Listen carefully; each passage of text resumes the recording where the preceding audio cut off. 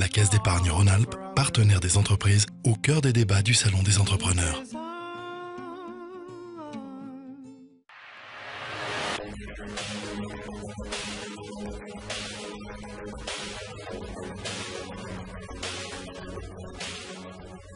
Bonjour et bienvenue depuis le plateau TLM au Salon des entrepreneurs. Nous accueillons à présent un nouveau membre du directoire de la Caisse d'épargne Rhône-Alpes, Didier Bruno. Bonjour. Bonjour.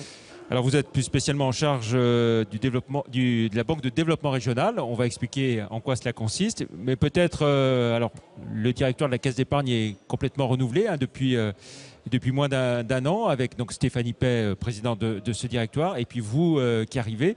Quel a été votre parcours avant d'être ici à la Caisse d'épargne Rhône-Alpes ? Alors écoutez, j'ai été nommé au directoire de la Caisse d'épargne Rhône-Alpes il y a tout juste une semaine et je venais d'une filiale du groupe Natixis à Paris où je m'occupais d'activités de banque commerciale. Et avant Natixis Et avant Natixis, j'ai eu un parcours assez diversifié dans des banques commerciales comme le Crédit du Nord ou la Banque du BTP.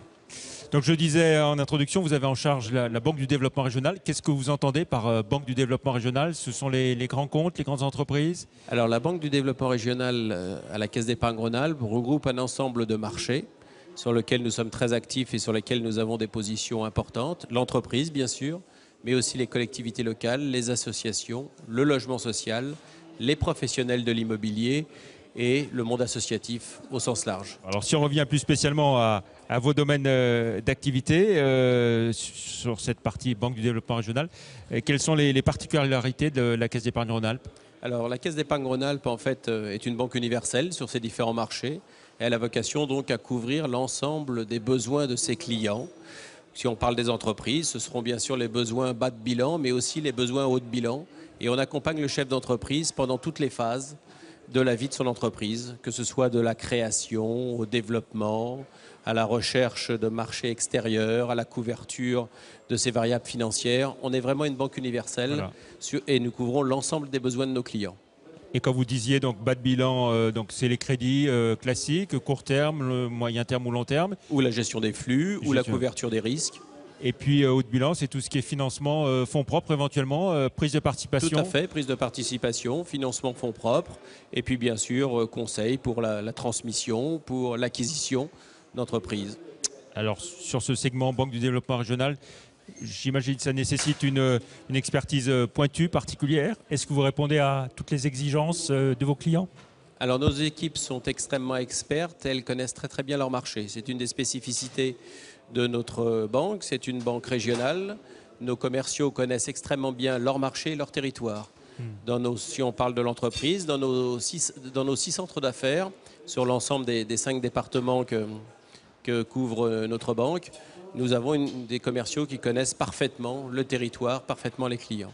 Alors donc ça, c'est une spécificité que nous souhaitons souligner et qui mérite d'être soulignée. Ce qui illustre encore le mieux, c'est de prendre des exemples.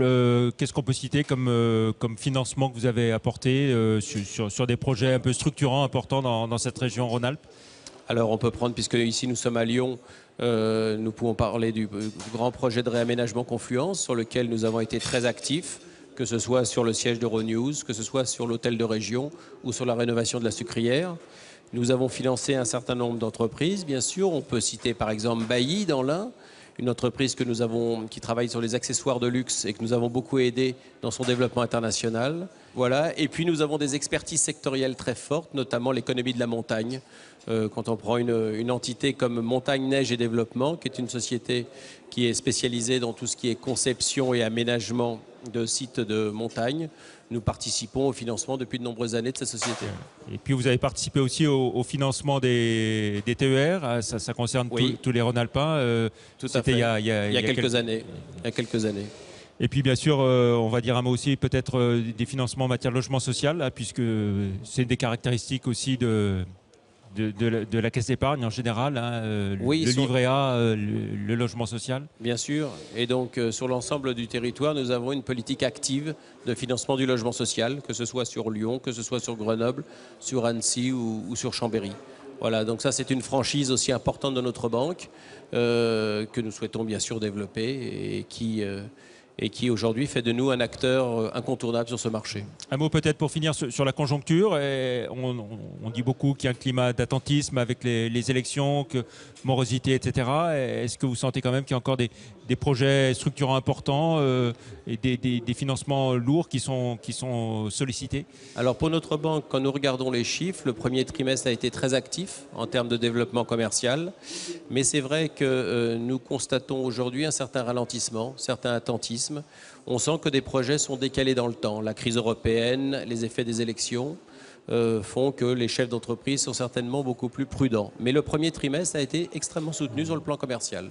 Et à votre niveau, est-ce que la Caisse d'épargne a été impactée par la crise grecque, les problèmes de fonds souverains, de dette souveraine? Non, la Caisse d'épargne n'a pas du tout été affectée par ces problèmes de dette souveraine européenne. Très bien, merci beaucoup Didier Merci. Bruno, et puis on vous souhaite la bienvenue dans cette région Rhône-Alpes, et on se retrouve très vite pour un autre débat, une autre interview depuis le Salon des Entrepreneurs. Merci, au revoir.